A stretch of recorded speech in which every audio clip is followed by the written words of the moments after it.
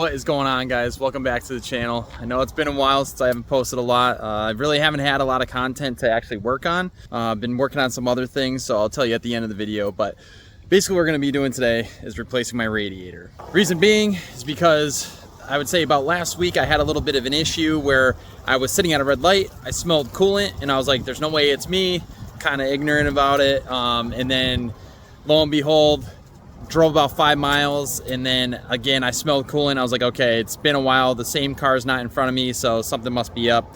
So I stopped, pulled over, and what I noticed was that this was soaking wet here, and then my reservoir was empty, and then I noticed that. So basically this got soaked, or has been getting soaked for a little bit, and it started to peel. So I was like, great.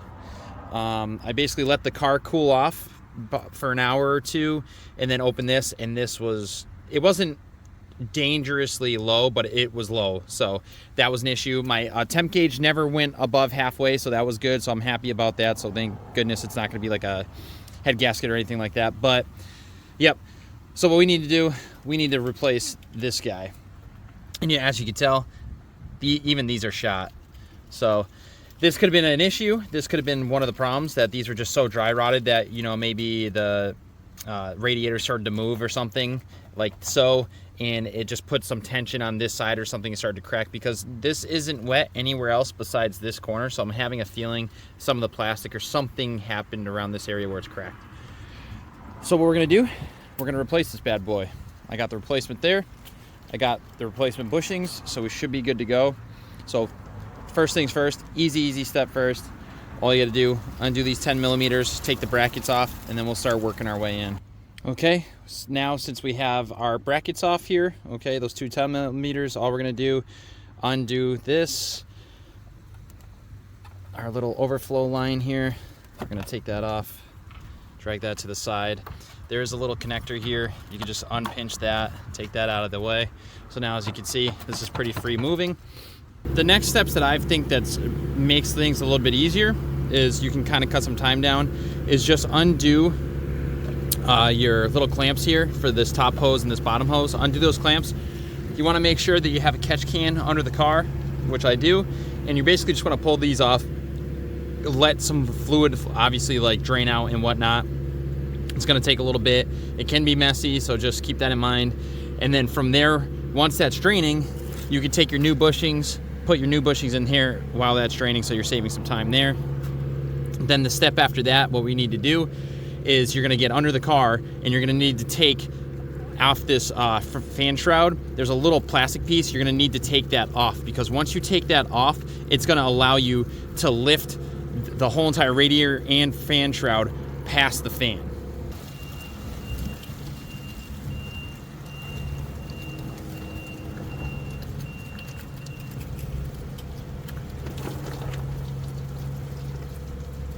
So this is with the new bushings in. These are Dorman. I'll put the part numbers in the description, but basically what I did is I put you can see this part here, it sticks out. I actually put that on the bottom because as it applies pressure on, it sets this up like this, and it puts this in place properly. You can try to put the flush part on the bottom, but then this will be sticking up. I don't know how that would really work, but I just thought of physics wise, it's gonna press down, and that's how it's gonna sit, just like the old one. So yeah, pretty simple, pretty easy for these. Now that these hoses are drained, okay, you still have fluid in here, so just remember that. But a lot of people like to undo the bottom one here and totally drain this out. I don't need to drain this out entirely. I already went under the car, took that plastic piece off, so now all I need to do is pull this and slide this up, and it's gonna slide right over the fan and clear the fan there.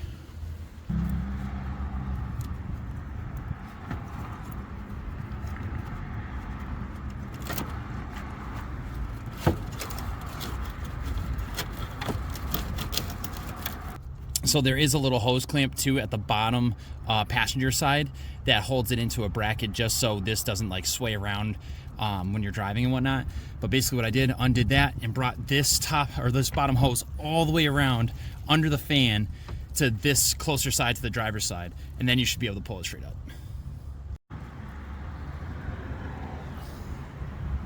So as you can see, I got it off. So this is the little clamp here that I was talking about. You're gonna wanna undo this so you're able to grab the hose like this and bring it around the fan. It's a little bit easier to pull it up. And then as you can see too, the lower piece of the shroud here. So I haven't had mine in a while. Mine actually got, I think, taken off when I hit a bump or something and it hit the fan because the bushings were all messed up. But it just clips into here and here. You just push these two tabs in, you'll slide that part off, and that's how you'll be able to slide the entire radiator up. All right, and then the next step is to take your shroud off, okay? So it's pretty simple. There's just a screw here, a screw here, a screw here, a screw here, a screw here. You just pull that right off. You got the shroud, and then obviously you'll have to take your hoses off if you want to reuse them or if you got new ones or whatnot, but that, and then sometimes the new radiators don't come with caps, so you also may need to reuse your cap. So we're gonna unbox that and get that going. I got everything off the old radiator, started to put it all on here. I would say the main thing is if you need new clamps or whatnot, which I do, I would always do, if you have one spare one, just so you can get this in the car so nothing's gonna get inside of it or whatever, is I always have a spare one. I always do this bottom one first so you don't have to get under the car to do it all or whatever. So all you do, get that on there, bang, bang. All these other ones would be super easy to just slip on and get on. So that's that. Now what we're gonna do is get our shroud here the way that we need to. So sometimes with these aftermarket stock ones, they actually don't have holes to screw into. Okay, so you might have to self-tap some, just so you know what I mean, just so you can have this secure, because all they do is give you this one right here up top, and that's not going to suffice because this is going to be rattling around like crazy. So what I will do is, you know, go grab a drill, just drill a little hole through here. Obviously you don't want to go through the core or anything, but on the sides here, there's nothing that runs through here. So all you got to do, just drill a little hole through there. You'll be able to get those OEM screws right back in, and then you should be good to go. And typically what I do is when I'm setting this up, you just want to make sure you have this screw already set in there because it'll kind of hold it in place where it needs to be. She's all set up, shroud's on, bolted up, bottom bracket here, all ready to go on the hose. This bracket here to hold the hose, good to go, all that's good. So we're just gonna put this in. I gotta go run and go get some more clamps because I did run out, so I gotta go get some more of these puppies, and then we can fill her up and get her going. I got our new clamps on, everything's clamped down, ready to go. So now what we need to do is fill up the radiator. So all we're gonna do, pretty simple, grab your antifreeze, fill up the radiator. So the next step here is basically you're just gonna fill this up to where you can see the level, and you'll see air bubbles coming up and whatnot. And typically a little trick of the trade is you go on the lower hose here, you just squeeze it, you'll hear that sound, you'll see it go down. You keep doing this a couple times, and then what I do is I put the cap on, start the car up so it'll pressurize, and once it pressurizes, a lot of that fluid's gonna go back down. Make sure you're filling it up, and I'll show you a little trick. If you don't actually have the coolant reservoir to burp the car, I'll show you something what you can do with the Z's. So all you're gonna do is get like a Poland Spring bottle or whatnot, cut the bottom off. So this is the top where the cap goes, and all you're gonna do is put some tape around this just to make a good seal, and then you're just gonna press it right into there, right into the radiator like so. And again, I could probably put a little bit more on there, so I probably could get it a little bit more just so it's a good seal. And then you can start pouring your fluid in here, and then when that starts bumbling, it's really gonna give it like a good burp and whatnot to get all that air out of the system since we took it out. Okay, so I got my seal nice and good there. I'm just gonna keep an eye on it. Like I said, I'm gonna fill this up right now. And also, when you have the car running, we have to make it so the thermostat's gonna open, right? So go inside your car, put your heat on full blast. That'll help with like the circling it through the heater core and whatnot.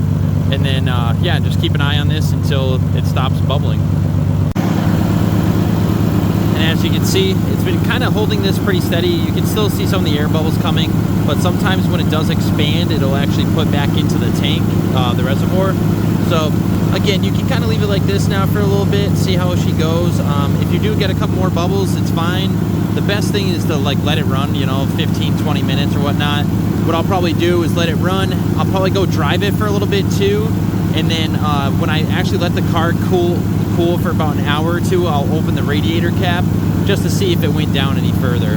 But as you can see, it's still going down, so there's still air bubbles in there. You might see a couple more pop up here. But yeah, basically that's all you got to do, and then you're good. All right, guys, so got the car back all together, ready to go. She's good, hasn't overheated or anything. I checked the levels, everything's good, so new rad is perfect.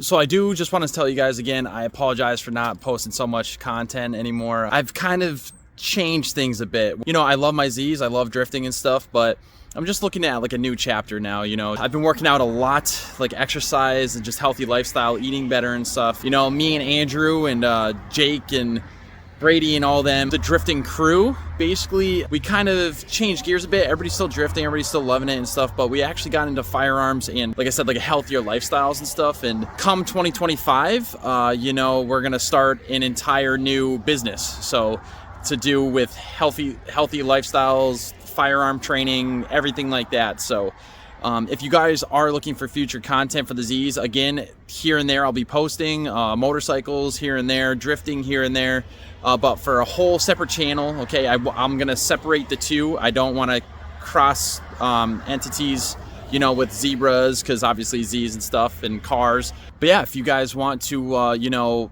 just follow, you know, along with a whole new endeavor, a whole new chapter, it's going to be at Shooters Actual on YouTube and Instagram and stuff like that. And if you guys are looking for workout programs for healthier lifestyles, eating habits, nutrition facts, or anything like that, that's what my background is. That's what I got a master's degree in and things like that. So if you are looking for any help like that, leave a comment or DM me on Shooters Actual. But besides that, guys, thank you so much for sticking around and, you know, being such a great community. I love you guys, and it's been an awesome run. And again, here and there there'll be content, but right now I'm just focusing on a little bit of different things. But with that being said, if you guys are looking for any additional content, click one of the links here. Also, check out Shooters Actual, and I'll catch you in the next one. Peace.